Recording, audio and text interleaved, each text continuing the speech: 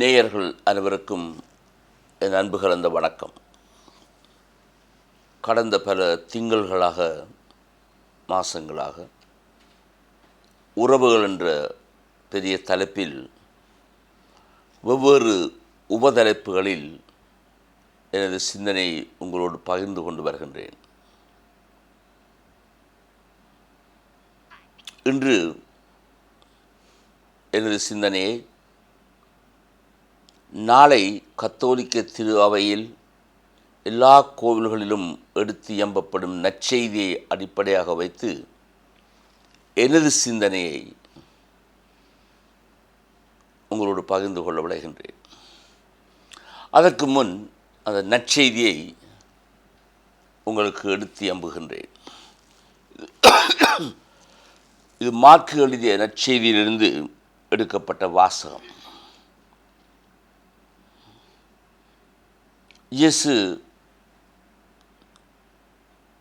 ஒரு காலகட்டத்தில் இப்படியெல்லாம் நடக்கும் என்று சொல்லி அவை நல்ல செய்திகள் அல்ல, வேதங்களுக்கு பிறகு கதிரவன் இருண்டுவிடும், நிலா ஒளி கூடாது, விண்மீன்கள் வானத்திலிருந்து விழுந்த வண்ணம் இருக்கும் என்றெல்லாம் சொல்லிவிட்டு பிறகு சொல்லுகின்றார், அத்தி மரத்திலிருந்து ஒரு உண்மையை கற்றுக்கொள்ளுங்கள்.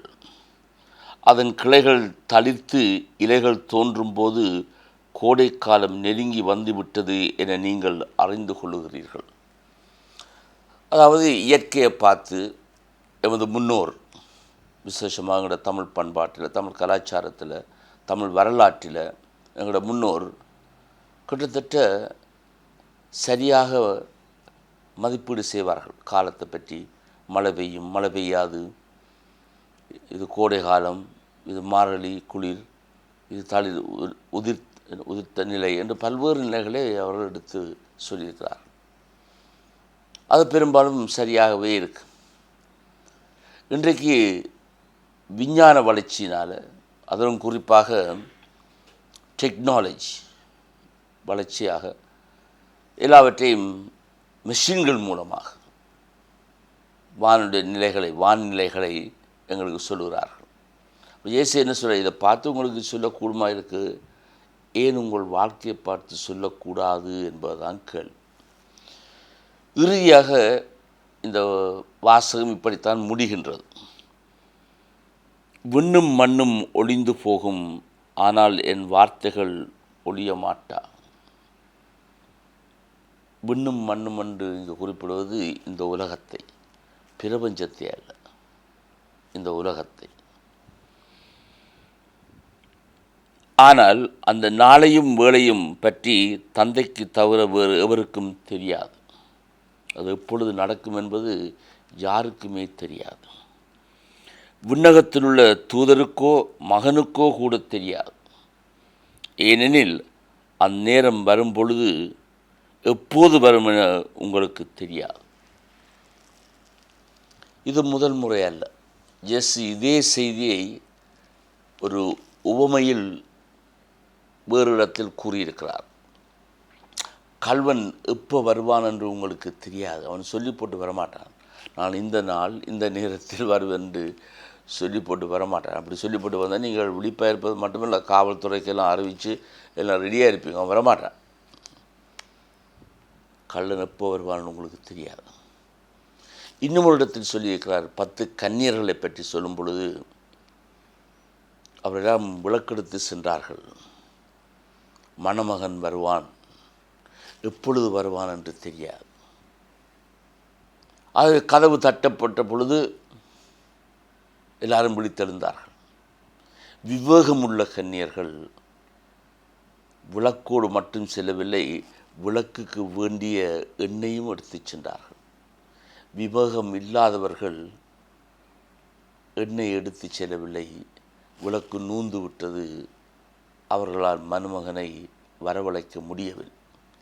அந்த பாணியில் தான் இங்கேயும் சொல்லப்பட்டது.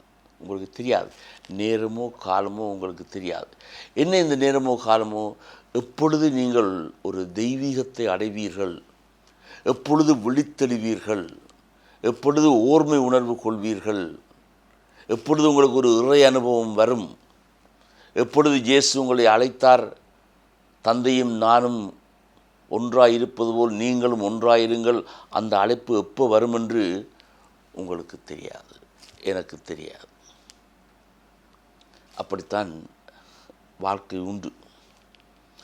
அந்த சூழலில் தான் என்றுமே விழிப்பாயிருங்கள். ஜென் புத்திசத்தினுடைய ஒரு பகுதி, அதிகமாக ஜப்பானில் தான் அது கூட பிரசித்தி பெற்று வளர்ந்தது. அதில் நிறைய கதைகள் உண்டு, அழகான கதைகள், பொருள் பொதிந்த கதைகள். அதில் ஒன்று, ஒரு மடாலயத்தில் மொனாஸ்ட்ரி ஒரு இளம் துறவி ஒரு மூத்த குருவிடம் இருந்து பயிற்சி பெற்று கொண்டு வந்தார். விசேஷமாக தியானம், ஆழ்மௌன தியானம். ஒரு 2-3 வருடங்கள் கழிந்த பின் அவர் போய் தன்னுடைய குருவுக்கு சொன்னார், ஒன்றுமே நடக்குதில்லை.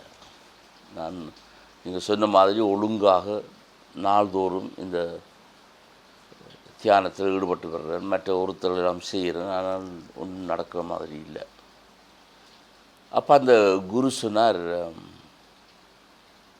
நாளைக்கு சூரியன் உதயமாகிறது உன்னுடைய கொண்ட்ரோலில் இல்லை. உன்னால் வர வைக்கவும் முடியாது, வர வைக்காமல் இருக்கவும் முடியாது. அது உன்னுடைய கட்டுப்பாட்டுக்குள் இல்லை. அப்போ அந்த இளம் துறவி கொஞ்சம் அதிருப்தி அடைந்து, கொஞ்சம் சோர்வடைந்து, அப்போ எதுக்காக நான் எல்லாத்தையும் செய்யறேன், ஏன் செய்யறது? அப்போ அந்த மூத்த குரு சொன்னார், ஏனென்றால் நாளைக்கு சூரியன் உதயமாகும் பொழுது நீ விழிப்பாக இருக்க வேண்டும், நித்திர கொள்ளாத. அந்த கதை சொல்லும் செய்தியும் இயேசு இந்த நற்செய்தியில் சொல்லும் செய்தியும் ஒன்று. வார்த்தைகள் வேறுபடலாம், சூழலுக்கு ஏற்ப, சந்தர்ப்ப சூழலுக்கு ஏற்ப, சமூகங்களுக்கு ஏற்ப, ஆனால் செய்தி ஒன்று, விழிப்பாயிரு. எப்போ என்று உனக்கு தெரியாது. இந்த விழிப்பாயிருண்டா என்ன? அதான் கொஞ்சம் விளக்கமாக இந்த உரையில் பகிர்ந்து கொள்ள விரும்புகிறேன். விழிப்பாயிரு எல்லாரும் சொல்கிறாரு. விழிப்பாயிருண்டா என்ன? நித்திர கொள்ளாமல் இருக்கிறதா? இல்லை, அதல்ல. அப்போ என்ன? ஒருவேளை நீங்கள் கேள்விப்பட்டிருக்கலாம், நீர் கடவுளுக்கு பிரசன்னமாக இரு, be in the presence of God, கடவுளின் பிரசன்னத்தில் இரு. அதன் அர்த்தம் என்ன? அதில் அர்த்தம் புரிந்தால் இந்த விழிப்பாக இருப்பதன் அர்த்தம் புரியும். சில வேளை நாங்கள் ஒரு புனிதனுடைய சிலைக்கு முன்னால், அல்லது இயேசுனுடைய சிலைக்கு முன்னால், அல்லது சிலுவைக்கு முன்னால், ஏன் சில வேளை நற்கருணைக்கு முன்னால் நாங்கள் இருக்கிறோம், கனநீளமாக இருக்கிறோம், பிரசன்னமாக இருக்கிறோம். நாங்கள் என்ன சொல்ல, நான் பிரசன்னமாக இருந்தேன். உண்மையிலே நீ பிரசன்னமாக இருந்தாயா? இல்லை அந்த நேரம் எவ்வளவோ பராக்குகள் வர, அந்த பராக்களுக்கெல்லாம் இடம் கொடுத்து எப்படி ஒரு குரங்கு கொப்பு விட்டு கொப்பு பாய்கிறது போல் பாஞ்சு கொண்டே இருந்தியா? இல்லை உண்மையிலேயே நீ ஒரு மனத்தோடு ஒரு நோக்கோடு அங்கே இருந்தாயாண்டாதான் கேள்வி. இப்போ சும்மா இருக்கிறது பிரசன்னமாக இருக்கிறது அல்ல, இவ்வளோ பராக்களையும் வச்சுக்கொண்டு இருக்கிறது பிரசன்னம் அல்ல. அப்போ பிரசன்னம்ண்டா என்ன? மனம் திறந்து வைத்து கொண்டிரு. அந்த மனம் திறந்ததில் கடவுள் உனக்கு என்னவும் சொல்லலாம், என்னவும் உனக்கு கேட்கலாம். அதுதான் அந்த உண்மையான பிரசன்னம். அப்படி கொடுத்த நிலை எப்போ வரும்? ஆழ்மௌன தியானத்தில் தான் வரும். அது என்னுடைய நம்பிக்கை. வேறு எங்கேயும் வார மாதிரி எனக்கு தெரியலை. ஆழ்மௌன தியானத்தை நான் பயிற்சியாக கொண்டு அதில் பயிற்சி பெற்று வளரும் பொழுது நான் எப்பொழுதுமே அதான் முக்கியமான சொல், எப்பொழுதுமே கடவுளுக்கு பிரசன்னமாக இருக்கிறேன். Open to God. கடவுள் எனக்கு எப்பொழுதும் பேசலாம். நான் ஒரு குறிப்பிட்ட நேரத்தை சொல்லி இந்த நேரம் மட்டும்தான் நீ பேசுமென்று சொல்வேன், எப்பொழுதும் பேசலாம். சாமுவேல் கடவுளுக்கு சொன்னார், உங்களுக்கு தெரியும் அந்த கதையோடு, பழைய ஏற்பாட்டில், ஆண்டவரே பேசும், அடியான் செவி மடுக்கிறேன். நாங்கள் பிரசன்னமாக இருக்கும் பொழுது என்ன செய்கிறோம்? ஆண்டவரே பேசாதேயும், வாய் மூடிக்கொண்டிரும், ஏன் அடியான் பேசுகிறேன். அது செபமும் அல்ல, பிரசன்னமும் அல்ல. அவ பிரசன்னம் என்று சொன்னால் என் முழு மனதோடு, என் முழு இதயத்தோடு, முழு அறிவோடு, முழு மனிதத்தோடு கடவுளுக்கு நான் திறந்த மனம் கொண்டவனாக இருக்கிறேன். அந்த திறந்த மனதில் அப்படிக்கொத்த ஒரு சூழலில், அதாவது நான் இறைவனுக்கு, கடவுளுக்கு முழு மனதையும் திறந்து வைத்திருக்கும் வேளை எனக்கு ஒரு அனுபவம் வரலாம். எப்போ வரும் தெரியாது. அதைத்தான் என்றுமே நீ விழிப்பாயிரு. கடவுளனோடு எப்பொழுது பேசுவார், எந்த நேரம் பேசுவார் என்று எங்கேயும் குறிப்பிடப்படவில்லை, குறிப்பிடப்பட மாட்டாது. அதுதான் விழிப்பாயிரு.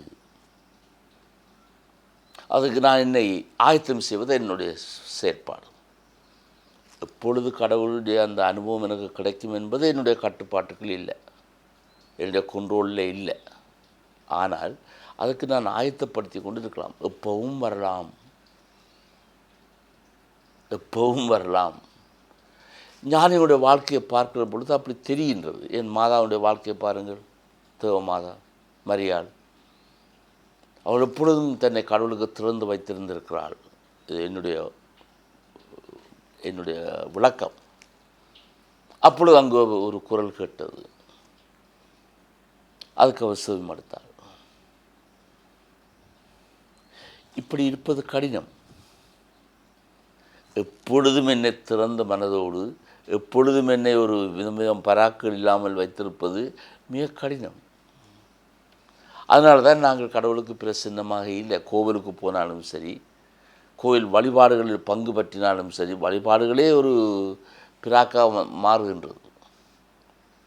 அப்போ அந்த நேரம் கடவுள் எனக்கு பிரசன்னமாக இருப்பார், நான் கடவுளுக்கு பிரசன்னமாக இருக்கிறேன்னு சொல்ல முடியாது. பெரும்பாலும் இல்லை. ஏன்னா அந்த சூழல் விடாது. எங்கேயாவது ஒரு அமைதியான இடத்தில் சத்தமில்லை, வெளியாரையும் சத்தமில்லை, உள்ளுக்கும் சத்தமில்லை, புறத்திலும் சத்தமில்லை, அகத்திலும் சத்தமில்லை. அப்படிக்கொத்த ஒரு நிலைதான் விழிப்பாயிருங்கள். எந்த நேரம் கடவுள் வருவார், எந்த நேரம் நீ விழிப்படைவாய் உனக்கு தெரியாது. கடவுள் யார்? ஒரு மனிதனா? இல்லை. நாங்கள் அந்த மனித சாயலை கடவுளுக்கு கொடுத்துட்டோம். பழைய ஏற்பாடு ஒரு அருமையான சொற்றொடர் ஒன்று இருக்குது. மோசையை கேட்குறார் கடவுளை, நான் நீ எனக்கு சொல்கிறீ, இப்படி கட்டளை சொல்கிறீ, போயிட்டு இந்த மக்களை எகிப்தில் இருந்து புண்ணிய பூமிக்கு, பாலும் தேனும் வழிகிற பூமிக்கு அழைத்து செல்லு. சரி, நான் போகிறேன். அவர்கள் கேட்பார்கள், நீ யார்? உன்ற கடவுளுக்கு என்ன பேர்? நான் என்ன சொல்ல? இருக்கின்றவராக இருக்கின்றவர். ஐ ஆம் ஹூ ஆம்.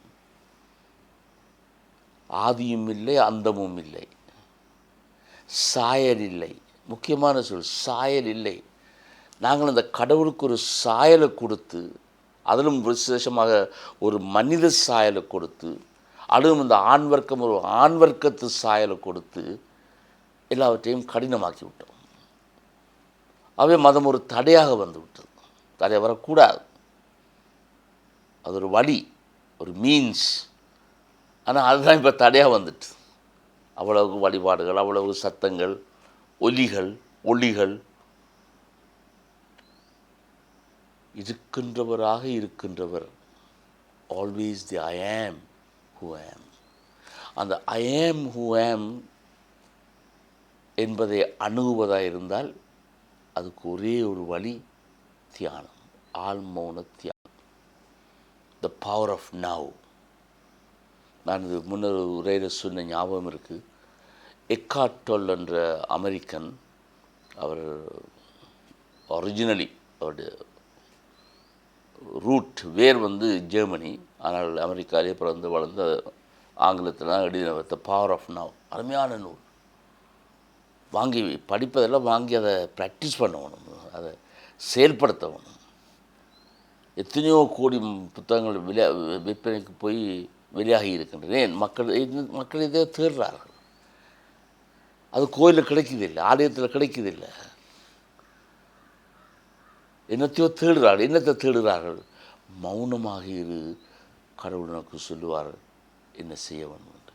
த பவர் ஆஃப் நவ் அல்லது மைண்ட்ஃபுல்னஸ் என்று திக் நாட் கான், என்னுடைய மதிப்புக்குரிய பௌத்த குரு திக் நாட் கான், உலகம் என்று சொல்வதை விட ஆங்கிலம் பேசும் நாடுகள், அதுவும் சிறப்பாக லண்டன், அமெரிக்கா, அயர்லாந்து போன்ற நாடுகளுக்கெல்லாம் சென்று இந்த செய்தியை சொன்னார். Mindfulness meditation. மைண்ட்ஃபுல்னஸ் மெடிடேஷன் என்ன? இப்பொழுது இரு. சுருக்கமாக இது என்ன மெடிடேஷன் சொல்லி நான் இந்த உரையை முடிச்சுக்கொள்கிறேன். ஒரு கொஞ்ச நேரம் உங்களுக்கு எடுத்துக்கொள்ளுங்கள். அது ஒரு நல்ல நேரமாக, குவாலிட்டி டைமாக இருந்தால் நல்ல. நேராக இருங்கள், ஹஞ்ச்டாக இருக்காமல். இப்படி கூனி கொண்டிருந்தால் மூச்செடுப்பது கஷ்டம். கஷ்டம் மட்டுமில்லை, பிரச்சனையும் கொண்டு வரலாம். நேராக இருங்கள். ஒரு 2 காலிலும் பதிய வேணும். காலுக்கு மேலே கால் போட்டு கொண்டிருக்காதீர்கள். அது புதிய பழக்கம் உண்டு. செவிக்கிறேன் காலுக்கு மேலே கால் போடுறது அது பண்பாடே அல்ல. 2 கைகளையும் இப்படி விரித்து வைத்திருங்கள் துடை மேலே. அல்லது இந்த தாமரை போன்ற ஒரு பொசிஷன் இருக்குத்தான். இந்த புத்த பிரானை பார்க்குறோம், யோகிகளை பார்க்குறோம். மூச்சை நன்றாக விடுங்கள், மூச்சை மெதுவாக விடுங்கள். மெதுவாக மூச்சை இழுத்து மெதுவாக மூச்சை விடுங்கள். கொஞ்சம் கொஞ்சமாக இந்த பராக்குகளை குறைப்பதற்கு ஒரு வழி. மூச்செடுப்பது மூச்சு விடுவதும் தான் சிவம் அல்ல, அதுதான் மெடிடேஷன் அல்ல. இல்லை, அது ஒரு மீன்ஸ், ஒரு வழி. காலப்போக்கில் உடனே வராது. ஏன்னா நாங்கள் பராக்கோடு வாழ்ந்தவர்கள். இன்னும் சொல்லப்போனால் நாங்கள் நேற்றைய நாளை பற்றி அல்லது கடந்த காலத்தை பற்றி சிந்திப்போம். கடந்த காலத்தில் நாங்கள் சாதித்தவை பெருமைப்படுவோம், இல்லை சாதிக்க தவறியதற்காக ஒரு குற்ற உணர்வு கொண்டு வருத்தப்படுவோம், அல்லது எதிர்காலத்துக்கு திட்டங்கள் போட்டு கொண்டு இருப்போம். அந்த நிகழ்வு நான் இப்பொழுது இந்த கணம் அதை நாங்கள் எப்பொழுதுமே மிஸ் பண்ணிடுவோம். ஏன்? ஒன்று கடந்த காலம் அல்லது எதிர்காலம். நிகழ்காலம், அதுவும் இந்த கணம், அதில் வாழ். கடினம். ஏன் கடினம்னா நாங்கள் பழக்கப்படையில்லை. பராக்குகளாலே எங்களோட மனம் நிறைந்து போயிருக்கு. நிறைந்து ஆக்டிவ், வெரி ஆக்டிவ். அதனால தான் கடினம். அதை குறைத்து மெதுவாக கொஞ்சம் கொஞ்சமாக குறைத்து ஒரு எம்டி த மைண்ட், மனதை வெறுமையாக்கு. அப்படி கொடுத்த ஒரு நிலை வரும் பொழுது நீ கடவுளுக்கு பிரசன்னமாயிருப்பாய், கடவுள் உனக்கு பிரசன்னமாயிருப்பார். ஒரு அந்யோன்ய உறவினுடைய உச்சக்கட்டம் என்று சொல்லுவோம். நீ வேறு நான் வேறல்ல, நீ வேறு நான் வேறல்ல, நான் வேறல்ல என்ற உறவு வரும் பொழுது நான் கடவுளில். அதுதான் அந்த உச்சக்கட்ட உறவு. அதான் அந்த விழிப்பாக இருக்கும் பொழுது எனக்கு கிடைக்கக்கூடிய பெரிய கொடை. எல்லாராலும் மேலும் முடியாதென்று இல்லை. குழந்தைகளாலும் மேலும், வாலிபர்களாலும் மேலும், இளைஞர்களாலும் மேலும், பெரியவர்களாலும் மேலும், வயது போனவர்களாலும் மேலும் ஏலும். ஆனால் கடினம் என்ற காரணத்தினாலே ஏறாது என்று சொல்லக்கூடாது. அது உங்களை பொறுத்து இருக்கு. உனக்கு அப்படி ஒரு பிரசன்னம் வேணுமா? அந்த கடவுள் அனுபவம் உனக்கு கிடைக்க வேண்டும் என்று நீ ஆசைப்படுகின்றாயா? பௌத்த திசுவம் அந்த ஆசை விடக்கூடாதுன்னு சொல்லுவார்கள். ஓரளவுக்கு அது உண்மைதான். அந்த ஆர்வம், அந்த தாகம் நிறைவேற வேண்டும். அதுதான் எங்களோட வாழ்க்கையோட உண்மையான நிறைவு, உச்சக்கட்ட உறவு. மற்ற உறவுகள் எல்லாம் சாதாரண உறவுகள். அந்த உறவுகளின் மூலமாக ஒரு அந்யோன்ய உறவுக்கு வந்து இன்டிமசி. அதன் பின்னர் நான் வேறல்ல என்ற ஒரு உணர்வு. நான் வேறல்ல. அங்கே தான் அந்த கொடை, விழிப்பாயிருப்பதன் இறுதி கொடை. இப்படிப்பட்ட ஒரு கொடை உங்கள் அனைவருக்கும் கிடைக்க வேண்டும். உங்களுடைய முயற்சியினால் அதுக்கு ஆயத்தம் செய்ய வேண்டும். கடவுளுடையது கொடை என்று கூறி வணக்கம் கூறி விடப்படுகின்றேன். வணக்கம்.